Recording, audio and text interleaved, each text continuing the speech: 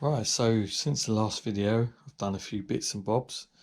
Firstly, you might have noticed the front lip, which I got from Grams Styling, and I've got to say, delivery wise they're pretty awful to start with. They lost one, then I had problems with it not being delivered on the dates they said it was going to be dispatched, and then just went on and on and on, and basically ended up with them then trying to send me a second one. But if you'd seen the size of the box it arrived in, you definitely wouldn't want a second one.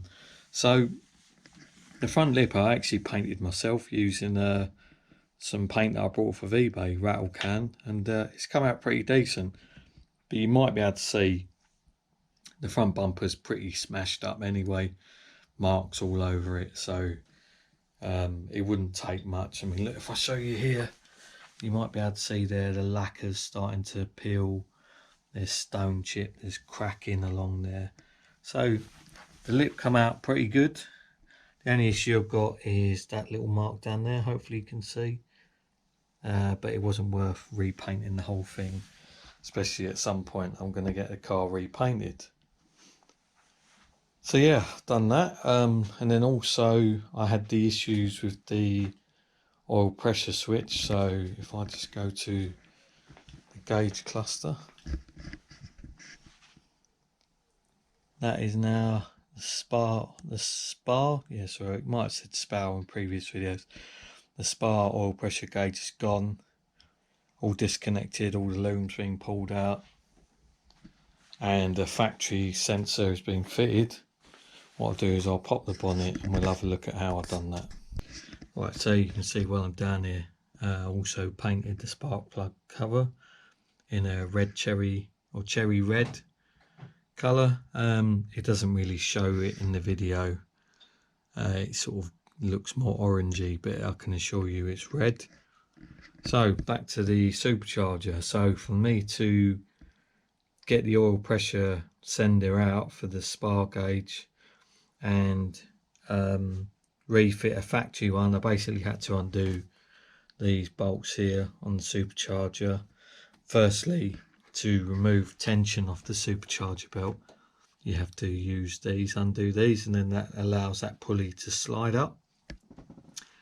With the pulley slid up, the belt tension's removed. I then undone these. As you can see, there's a bit of Loctite residue on those. Undone those and then pulled the pulley off. Undone the mounting bolts for the supercharger, like I said, this one, and there's one below. Undone the bolts here on the suction pipe. There's 3 of those, especially that one down there is a bit awkward to get to. And then basically you can pull the suction pipe away and the supercharger will be free to move. And in my case, you might be able to see there, I've got the oil feed hoses to the cooler and the filter that comes with the kit, and obviously the reservoir over there, and they don't need to be disconnected.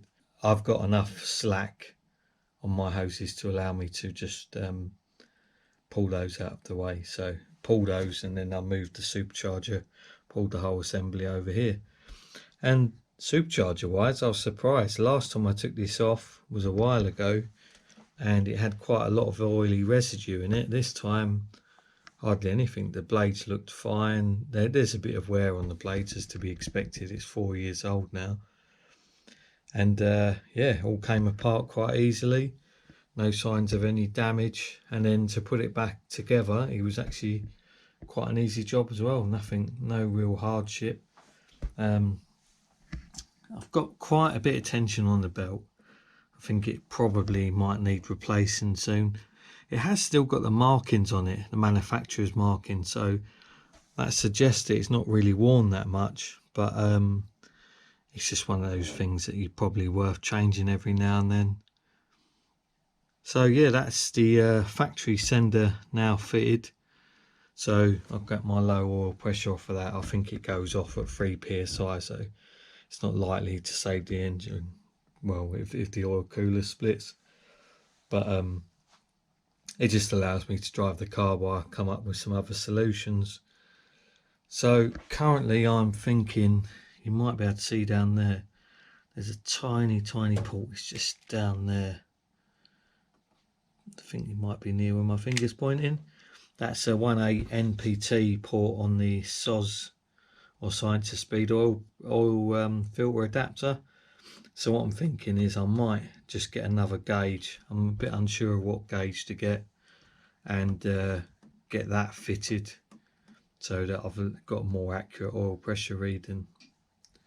So yeah, not a massive amount going on. I have looked at, whilst I had the supercharger off, about a turbocharger location, and yeah, with the supercharger off, you can see there's hardly any room, if I'm honest, to get a turbo to sit like down there, because you can't really see it here, but the engine mount is just below it, and clearance is going to be a huge issue. So it sort of puts me back a bit as to what I'm going to do. I have spoken to someone that actually has an 8550 supercharger fitted, and is making about 500 horsepower, and it's basically, like I said before, just a 6mm bracket to space it out. So I'm thinking I probably might opt for something like that. Not 100% sure at the moment. Turbo would be nice, but I don't want all this pipe work everywhere in the engine bay. So yeah, not 100% sure what I'm going to do in regards to that. I'll have to have a think, and I've got plenty of time to figure out what I want to do before next summer. And one other thing I think I could actually do with some of my viewers' help. So when it came to refitting the bumper, these tabs here are actually broken on the bumper, so it doesn't sit as well as I'd like. There's not much I can do about that, about buying a new bumper. But I made a point of buying new fixings for here online, and I cannot get that gap there to line up properly. I've put the screw in underneath the that screws in underneath into the fixing that sits in the wing. Still doesn't pull up tight. It was an aftermarket, I suppose grommet you could call it, that I fitted, but it still looks like the Honda one. So I'm a bit confused about that as to why it won't pull any tighter. The bumper sort of sits a bit, I mean, to be honest, it's an old bumper. Doesn't sit perfectly, but it's tidy enough. I can probably get the body shop when I get this painted to have a look at it. But the lip, other than that, looks alright. Just have a walk round. There's a few marks on it where I used 3M tape, and then I used a bit of tiger seal along these edges just to hold it all tight. But you can see there what I mean about the bumper. Look at all these marks, stone chips. You know, it's one of those things, you paint it, it's going to get damaged pretty soon. So yeah, that's what I've been up to really. Quick update. If I do decide to do any other work on the car in regards to supercharging, turbo, whatever, then I'll keep you in the loop. But for the moment, the turbo is just going to be sitting here for the time being. And you never know, I might get another cheap one about that I can whack it on. That'd be a fun project. And then obviously you can see the manifold there as well. So I hope you've enjoyed this video. Make sure you like and subscribe. And if any of you got any ideas how to get that bumper to line up a bit better, you can see the other side here, then please let me know, and I'll give it a go. Thanks.